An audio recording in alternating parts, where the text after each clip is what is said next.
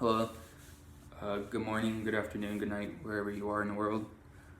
You're loved and you're cared for and you matter. And this is the energy that I want to start this video with. So if nobody's told you that, I'm telling you that now here. My name is Adrian, and I'm working on caring more. That's what I'm working on. That's the vibe, the big mood. um, Shout out to Drake. Since they care, then caretaking. I don't know if I have to cut that out because it's a lyric or whatever. But I'll quote him. Yeah, that's from Views, I think. Drake is a really cool artist. Anyways, so this is Primavera Talk. Spring season is winding down and everyone's feeling summer, and I feel like everyone's kind of rushing to go into summer. But we should all kind of be in a summer aesthetic always. Just it's important just to stay relaxed. A lot of people stress, but it shouldn't have to be that way. And I just want to bring up a couple of projects I'm working on. And well, I don't want to reveal all of them, but Fruits is the one that I kind of want to focus on. I wrote Fruits 2 years ago now. Yikes! And it's still not published, but it's still in my archives, and I still hold a lot of that. It's one of the most exciting. It actually is the number one most exciting piece that I've written, and the reason why that is because sorry, I'm looking out for my dog too. Bella. All right, she's good. It's the creative process that I went through with Uriah really showed me and opened my eyes to a lot. Specifically, don't really take anyone's abilities or contributions for granted. I met Uriah in high school, and we grew up together, and we graduated together. And I went on to college, and he stayed here in Maryland. And we contacted each other when I was in Ohio, and he was like, "Dude, let's make this happen." And I was like, "Okay, yeah, sure." I feel like we all are victims to that. It's like yeah, one of our friends wants to do something, we're just like, "Oh yeah," and it never happens. But it was totally different. I didn't take him seriously, and I'm wrong for that, and I hope he forgives me. But this time that's passed by, we really meditated on it, and the creation behind it, the collaboration, I hold it very high, just because he had a different vision of Fruits than I did, but I never once did I say, "No, don't write that way," or I didn't disregard his input at all, and he didn't do that for me either. And you can see both sides to it, to the story, and it's wonderful, and I love it. It's the flow that keeps going, and there's a pattern that developed, and that pattern, I hold it dear to my heart. It's different from any other thing that I've written because I was really motivated to wake up and write something on the Google Doc. We would hold each other accountable, and the first couple pages, it was all him, all him. And I went into the Google Doc and I was like, "Yo, whoa, all right, okay, let me write then." All right, you didn't have to do all that work, but it was that kind of vibe, and it's straight coming out of high school. It was my freshman year of college. I was really focused on my studies, but it was something about Fruits, man. I just it was incredible, going through that process. And I wish everything that I write could be that way, but it's truthfully not. The stuff that I'm writing now is at my own pace, and I'm very lazy right now, and I have to change that. And I recognize that, and it should be like fruits, because it was so energetic and so ambitious, and I love that. I cherish that. Uriah really took it seriously, and I'm so grateful because he did, and it's allowed me to work on my work ethic. He knows that I value his input. I haven't told him that, but he knows. You don't always have to be told things to know things. And as good as fruits was or is, there was some bad times with fruits too, and those challenges all came after writing the book. I'm still facing the challenges today, actually, and not being able to publish the book has really taken a toll on me.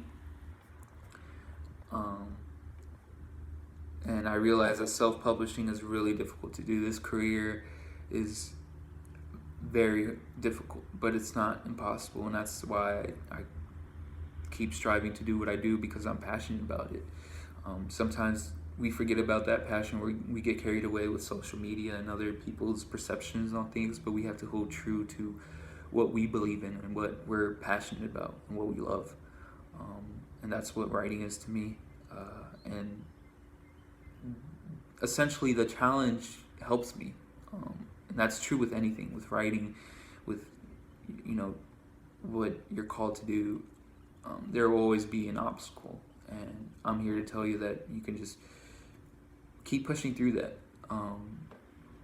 And I know my parents tell me that, my mom does, and sometimes I need to hear it for myself, actually. So,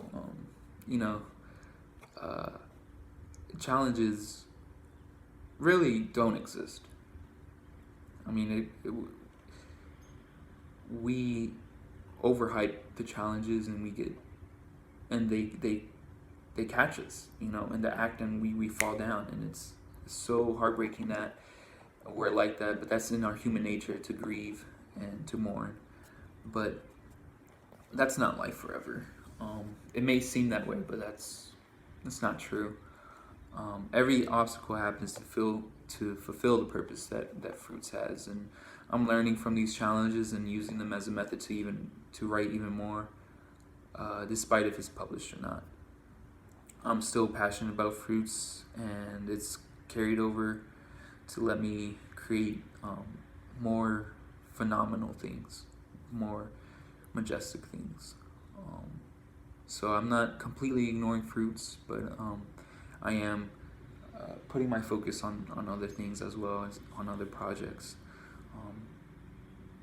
And I want to explain to you guys what it's like to be a writer. It's really being in a place of beauty. It's me. It's identity. I will always do this because I remain true to myself. It gets real lonely, I'm not gonna lie, but that's how I learn to love myself even more. I force my ideas and visions on others, and that's so wrong. That's super toxic. It's not the wave. You don't want to surf on that. And I lost a very close, intimate, special friendship due to my forcefulness. And it's impacted me, and I'm still learning to kind of forgive myself for that. But it's challenging. But it's not impossible. And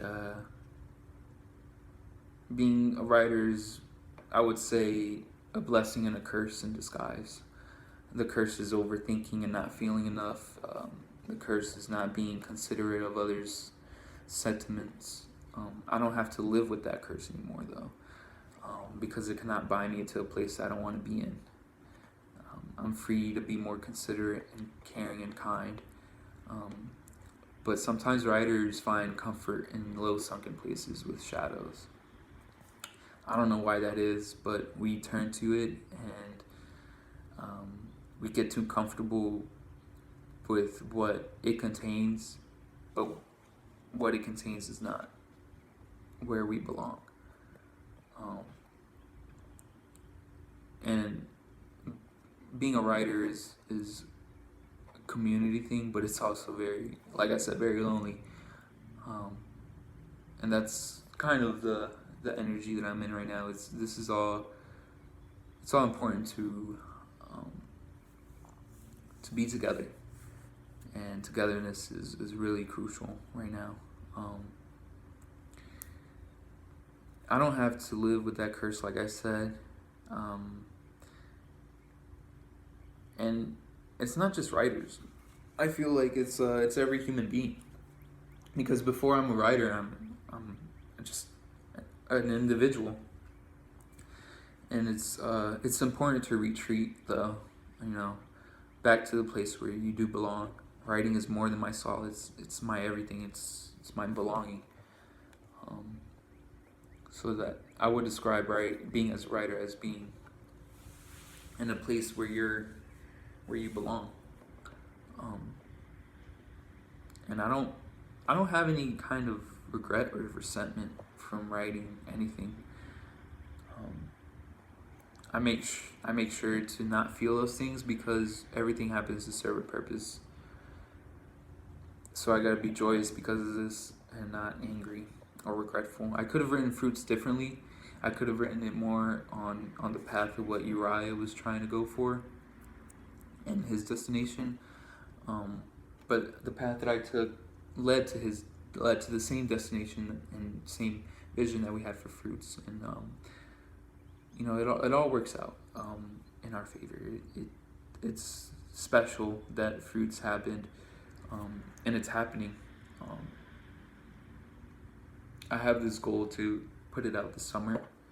Um, Knock on wood, no promises, but it's really, I feel like the time is now, you know, and I feel bad because you know, Uriah really wants it out, and I feel like I'm just stalling, but um, you know, I'll let it happen. Um, Everything will come to fruition regardless, and I've learned that from Fruits. Um, and there's a constant theme in Fruits that I like to talk about. Um, Uriah kind of made it a love story. He was talking about a particular love, um, and it when you unravel the book, you see a theme of just loyalty and I don't know if this is a word, but youthfulness or adolescence. Um, it's very naive, very naive. I mean, it's written in the minds of 18-year-olds, so and it's flawed, but it's neat. They're neat flaws in the story, and I wouldn't change anything about it. There's a lot of companies that I reached out to, and they want me to change the manuscript to fit a certain kind of whatever, like outline or whatever. But I'm not. I refuse to change it, and I don't know if I ever will. So right now we're in this boat of ignoring, you know, the ideas of publishing companies. I just wanted to stay raw, and I think that's the way it should be. So I hope you guys find meaning in what I do, but I'm not looking for acceptance. Or not even relevance either, but we should all consider that everyone has their purpose to fill. And I'm 21 now, and I'm realizing that that purpose is to inspire. I'm sorry, and this is an apology, because I feel like I haven't been inspiring enough. I've been kind of distracted, and now I'm looking to inspire more.